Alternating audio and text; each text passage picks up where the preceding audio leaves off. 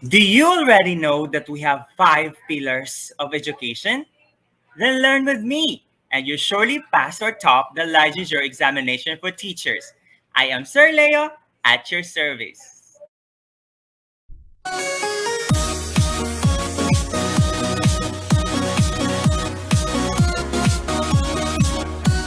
Good day, everyone. Welcome back to my channel. Okay, in my contents, I have many mathematics discussions already. But now, I'll be discussing the first ever edu topic in my contents. No, this is from the social dimensions area, the 5 pillars of education. I know most of you, including me, already knew the 4 pillars of education, but the updated one has 5 pillars of education according to the UNESCO. So I'll be discussing the 5 pillars, individual discussion, and later, after the discussion, we'll have scenarios in which you will answer what pillar is being described. Okay? Okay, before we will start discussing the 5 pillars of education, I want you to be reminded by these words of wisdom. Success is no accident. It is hard work, perseverance, learning, studying, sacrifice, and most of all, love of what you are doing or learning to do. Okay? So, like now, you're aiming to pass this September or January, no, the licensure examination for teacher. Pero you're not studying, you're not sacrificing, you're not loving what you do, you're not loving my contents, or somehow like that, reading you're not reading the review materials, then daw useless lang, ha? So if you aim to pass, if you aim to top the exam, you must have the perseverance, learning, studying, sacrifice, okay, of what you do. So start it now. Put it in your heart, no? Lalo na 1 month to go, 2 months to go, exam na sa September, no? So keep on studying, guys. I know you will surely pass or top the licensure examination for teacher. Now let's start. Now let us have first learning to know. Okay? I turned off my camera muna, no, para makita lahat ng mga text. When we say learning to know, it's the development of knowledge and skills needed to function in this world.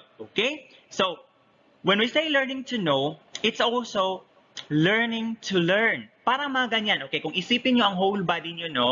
So, kung mag-draw kayo dyan ng whole body. So, example, mag-draw na din ako dito, no? Dito, kung tao to, so ang learning to know, dito sa utak. Ha? So, para matandaan nyo lang, this is learning to know. These learning to know talks about formal acquisition of literacy, numeracy, and critical thinking skills, including general knowledge. Okay, so baka kasi later in my discussion about learning to do, you will have difficulty in understanding. Pero think of this as learning to know is acquiring tools for understanding the world. Okay, in understanding the world, so dapat marunong kang bumasa, dapat marunong ka sa numbers, dapat marunong kang mag-analyze, di ba? And you also should need to have general knowledge. Okay, so yan ang tatandaan nyo. Learning to know, it's in the mind. No, para lang, this is my shortcut for you takers. Baka lang kasi pag given ng situation, hindi na kayo makaka-answer kasi ano nga yung learning to know? Parang acquisition lahat yun. Acquisition of knowledge and skills. Yes. Pero, again, learning to know is like learning to learn. It's acquiring a taste of learning throughout life and understanding the world. Okay, think about that. Think of your brain when you talk about learning to know. How about learning to do? Here, when we say learning to do, guys, this is acquisition. See? All acquisition lang po. Acquisition of knowledge, values, and skills. Parang masabi, parang same lang yan, sir, sa learning to know. Yes, pero ngayon, for active engagement in productive employment or recreation. Kung ang learning to know ay sa brain mo lang, no, ilagay muna, parang sa representation natin ito, isang tao, ang learning to know dito, mga acquisition of literacy, numeracy, okay, in understanding the world, critical thinking. Ngayon, you will use the knowledge and skills learned to apply. I-apply mo na in the real world. Here, employment, if we talk about employment. Recreation, if we talk about recreation. So, pwede, para ma-remember nyo, nandito si learning to do. Hands. Kasi siya na ang mag-apply, di ba? Usually, when we work, no? Para mind, tapos hand. And, of course, additional info. When we say learning to do, it's applying the learned knowledge and skills in daily life. Okay? Ang learning to know, learning lang. Acquisition of knowledge and skills for understanding the world. Ngayon, for application in daily life. Later, we will have scenarios para ma-understand talaga kung anong difference nito. Okay? Now, let's have the third one. Learning to be. Okay, when we say learning to be, the learning that contributes to person's mind, body, and spirit. Wow! Kung isipin nyo lahat, no, sa drawing, so this is talking about the whole person. Na, learning to be, talk about the whole person, di ba? Mind. Ito si mind. Body. Ito si body. Kung stick lang ang representation na to. And spirit. No. That's why when we say learning to be, this talks about the holistic development of our learner. Holistic development. Learning to be. Okay? Mind, body, and spirit. So I arranged the discussion, no, from the least to the most important. I'm not saying most important because importante din naman sa learning to know, but I arranged this para sa ma-understand yun na si learning to know, again, acquisition of knowledge and skills in understanding the world. Learning to do, acquisition of knowledge and skills to apply in real life. No, in application for work, for recreation. Now, learning to be, mind, body, and spirit. Skills daw, including creativity and personal discovery, acquired through reading, the internet, and activities such as sports and arts. So it's developing holistically a person. Okay? That's learning to be. Also, when we talk about learning to be, it's see oneself as the main actor in defining positive outcomes for the future. Kasi, we're talking about holistic development na. Okay? And of course, when we talk about learning to be, the person is able to act with judgment and personal responsibility. Okay? Kasi nga, this is for holistic development. So, may act of responsibility na po ang tao. Okay? Again, later with the scenario, you will learn that that given scenario is learning to be. Okay? Now, let's have learning to live together. Okay. Daw easy din ito kasi from the word live together, see? Here, the development of social skills. Dapat matatandaan nyo ang mga keywords. Social skills and values such as respect and concern for others. Okay? And another keyword, appreciate cultural diversity. Okay. Kung sa tao tayo, we talk about learning to live together. So, maraming mga tao ang i-draw nyo. Okay? And they are holding hands. Diba? Para lang matandaan nyo. Holding hands sila tatlo. They are learning to live together. They respect one another, their concern for each other, and they appreciate differences. Okay? So, learning to live together, yan lang po ang mga keywords na tatandaan nyo. And last, like what I said, my last pa, additional, this is learning to transform oneself and society. Remember this is the fifth one.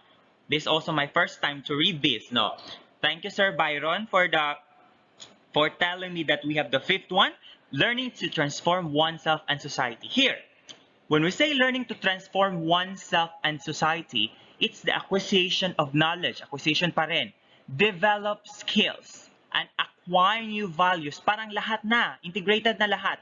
As a result of learning, they are equipped with tools and mindsets for creating lasting change in organization, communities, and societies. Okay, when we have this learning to transform oneself and society, people work toward a gender. Mga example to ha, kung learning to transform oneself and society talks about working toward a gender-neutral, non-discriminatory society because you apply all your learned knowledge, your developed skills, your acquired values. No, so you're equipped with tools to create lasting change. No, lasting change in the community.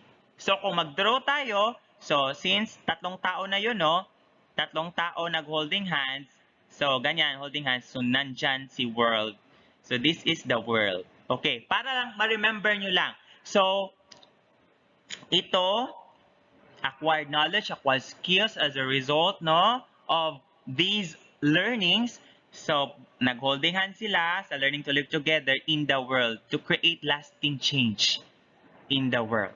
Okay? So, some examples also, promote democracy in a society where peace prevails, act to achieve social solidarity. So, parang isa ka na sa shall I say, may isa kang organization, daw ikaw ang president. So you're planning to do this, like for LGBTQ, for them not to be mocked, di ba? Para may respect, no, for each other. So ikaw yun, from your knowledge, from your developed skills, from your acquired values, you create a lasting change in the society. So, para matandaan nyo, think nyo ang tatlong tao nasa world. Okay. Now, let's have this quiz. Okay. Here, in one of Ruel's classes, his teacher ends the class by encouraging, di ba? Wrong pang gramming.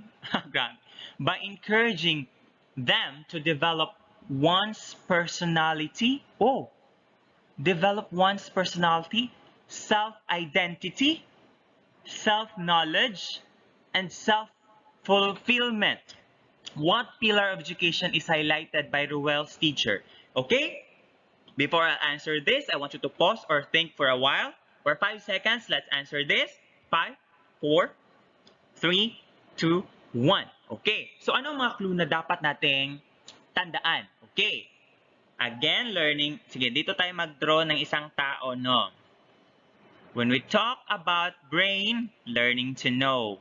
When we talk about the hands na of a person, learning to do na. Kasi na-acquired na act na niya na. The acquired knowledge and skills are applied, no, in his work. Learning to be, mind, body, and spirit. Lahat-lahat. Diba? Okay. Now, let us have this situation.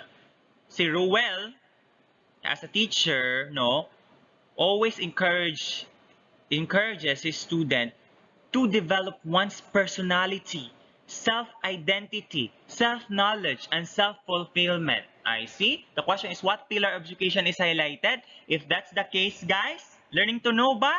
May sinasabi ba diyang para acquiring the knowledge? Ay parang hindi. X na si learning to know. Learning to live together ba? May sinasabi bang to live also to others, to other of the same race? Wala. Learning to do ba? May pinagawa ba? Na nagawa talaga niya using the learned, the acquired knowledge and skill? Ay parang wala. How about learning to be? May pinadidevelop ba ang self-identity, self-knowledge? Yes, sir. Yes. If that's the case, it's learning to be. Okay? Baka ngayon, baka sabihin nyo, parang hindi ko pa-get, sir. Okay. These are also the key terms. Ha? If it talks about learning to be, nandito ang development of one's personality, self-identity, self-knowledge, and self-fulfillment. Because it talks about the whole, di ba? Mind, body, and spirit. Okay. Now, let's have example number 2. Teacher Joy, a history teacher, discussed the topics about world wars in her class. She tells her students to tolerate, respect, welcome, embrace, and even celebrate difference and diversity in people to achieve world peace. Which of the 5 pillars was given emphasis? Okay, daw basic lang no. Si Teacher Joy ko no, tells her students to tolerate, respect, na-discuss na to natin, welcome, embrace, and the last na parang magets mo na talaga, celebrate difference and diversity in people. See? So kung i-draw nyo, sir, sa drawing yan, sir, parang 3 tao yan, sir. Kasi they are respecting one another. Ano yan? It's learning to live together. Wow, basic lang pala, sir. Yes, basic na basic lang ang 5 pillars of education. Dapat lang ma-understand nyo ang concept. Then, with the scenarios, magigets mo na lang iyan. Okay? Let's have number 3. Mr. Perez, a TVL teacher, emphasizes the development of his learners' competency to transform knowledge into innovations and job creation. Parang may idea ka na, no? What pillar of education is he promoting? Okay, parang sa TVL teacher na nga, may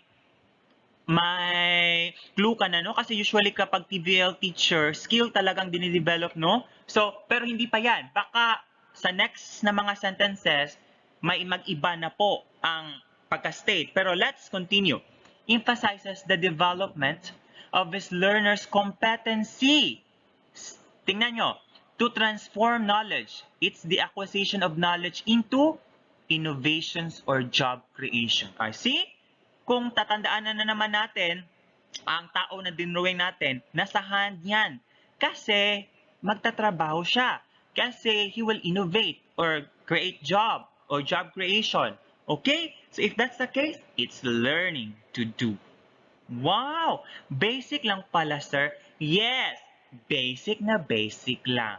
Okay? Dapat again, essential skill, alam nyo ang concepts ng 5 para pag scenario na, kasi ganito kasi usually sa board exam, mga scenario kayo po ang mag-identify kung ano na pillar of education.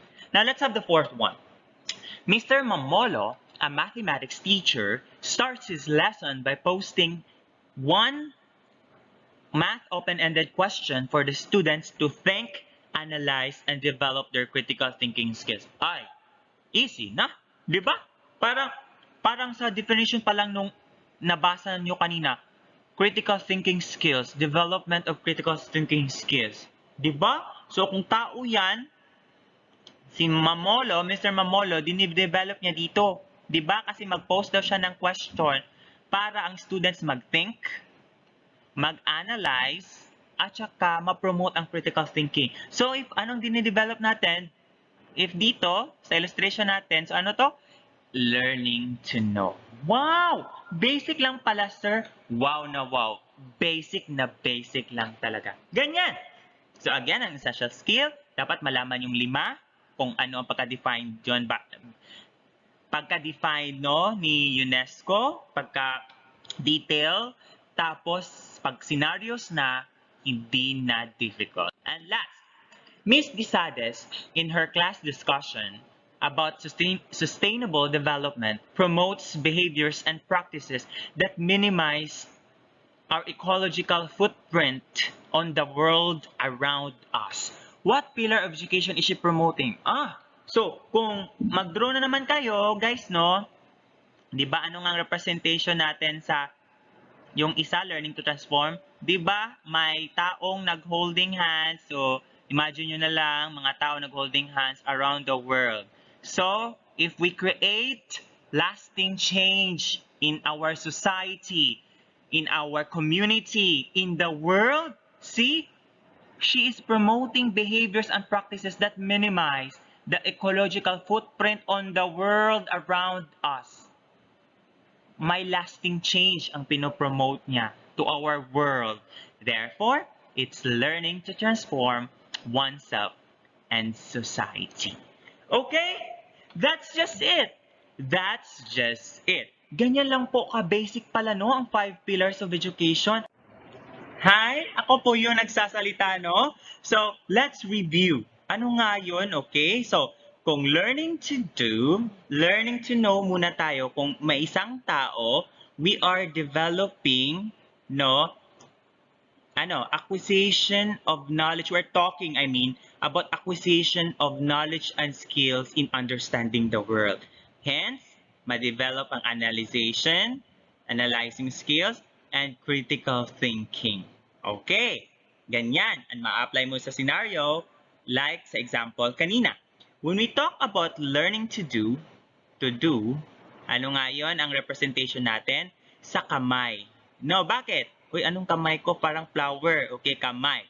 Kasi it's acquisition of knowledge and skills and applying the real world. No, applying the acquired knowledge and skill sa job, sa innovation,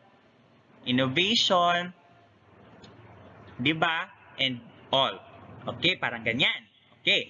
How about learning to be? When we say learning to be, it's the development of person's mind, body, and spirit. So holistic development to achieve self-identity, self-fulfillment, and others. Okay? Yan lang po ang mga terms na tatandaan. Fulfillment. Okay. How about learning to live together?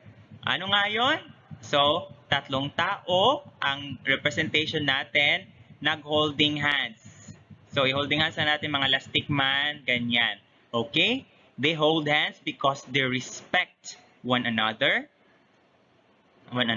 Di ba? Ano pa? They respect differences. They tolerate. Ganyan lang po. And lastly, learning, ano to dito? Learning to live together. To live together. Ito, learning to know. Baka kasi para ma-remember nyo, no, ganito lang pala. And lastly, learning, so kahit isa lang muna, pero nandito siya, iniisip niya na he's living in the world, in the society, in the community. So this is learning to transform. The fifth one, transform oneself and the society. Okay? So this is the fifth one. Isipin nyo, mga ginagawa niya dahil naka-acquire na siya ng skills. Skills dito pala, naka-acquire na siya ng knowledge, self-identity. So, ngayon, he will do things to create lasting change. Lasting change in the society, in the community, or in the world. Ganyan lang po ka-basic. Okay, di ba? Parang matatouch ka rin, no? Sa ganito ng mga discussion, like learning to be, have you achieved self-identity, self-fulfillment, learning to live together, do you respect your neighbors, do you respect other people, di ba? Parang mga ganyan. Sa learning to transform oneself and the society, have you thought of plan, di ba? Para makahelp ng other people, para hindi ma-discriminate ang mga LGBTQ, for example, para mga ganyan. Di ba? Parang touching din. So, if I were you, kung hindi nyo matandaan, so ganyan lang. Mga drawing lang ilagay nyo sa isip at yun na. So, given scenario, learning to holding hands, ay easy na lang. Okay? Ganyan na ganyan lang. So, congratulations for passing the licensure examination for teachers or even top, di ba? You will even top the board exam. We don't know, di ba? Just pray and also do your work. Study, sacrifice, love what you do. Okay, if you're new here, please subscribe, like this video, and share with other friends. There will be following videos na po about education topics, so please share with others. Thank you. Have a nice day.